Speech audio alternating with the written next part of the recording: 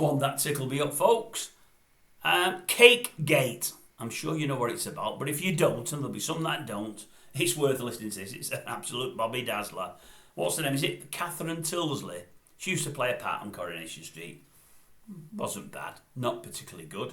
Again, somebody that probably has been paid a few quid more than she deserves. But anyway, not happy with that. She's one of these celebs. We'll use the term lightly there. That's always after more. In this case, after something for nothing. And that's where the cake in the Cakegate comes in. She's got her people that act on her behalf, emailing various companies, businesses, for freebies. Oh, as many freebies as they can get. For a do that old Catherine's having for, I think it's for her latest birthday. I might be wrong about that. I've read it, but I don't remember because it's like drivel. I don't know what it's for. I don't care. But they're asking for bundles of stuff, and all they're giving them back is publicity. Let me put the bins on so as I don't get any of it wrong. I thought it was brilliant, this, by the way. Yeah, Catherine TYLDSLEY. She's after £700 worth of cakes. Free. No money.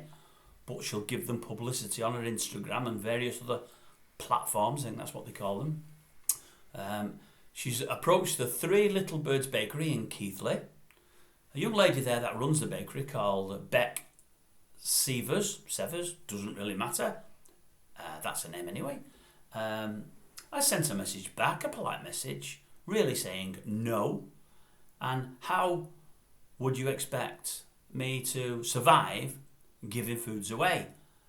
If my mortgage people would give me a free mortgage for a month or two for good publicity, I'd give the cake to Catherine. But they won't. I need money, and I need to pay my staff, and I need to pay for materials.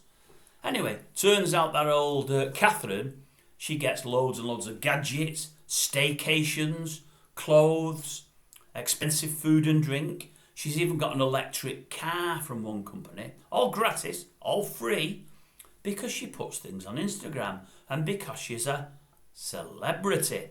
I believe when she just posts, that's what they call them, on Instagram, she gets about 4,000 at a time, or something similar to that. Anyway, when they've approached old Catherine to ask for her thoughts on this, she said, well, I really don't know who sent the emails, I really don't. But I do hope the cake lady got the exposure that she was craving.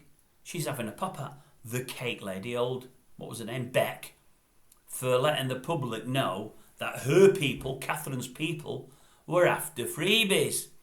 And she's having a dig at old Beck for doing absolutely nothing wrong other than saying, really, in the real world, people should pay for things. So I thought to myself, no, well, she didn't get the publicity she was craving, Beck, because that's not what she was after. She was just letting the public know that there's morons out there like you that are happy to freeload. I hope, Catherine TYLDSLEY, that you didn't get the satisfaction you wanted by having the free cake and cakes. I hope you really, really was upset to have it, to put your hand in your pocket and actually pay for some. Like we do as the great British public, you know, we've not got your money, but if we want anything, we have this thing where we put our hands in our pocket, pull some money or a debit card out, hand it over the counter, we get our goods, and we walk away. And everybody's happy. We get what we want. The sellers get what they want. It's a great way of doing things. They've been doing it since the dark ages. Mind you, Catherine, there's a few people like you that are happy to freeload for the rest of their lives.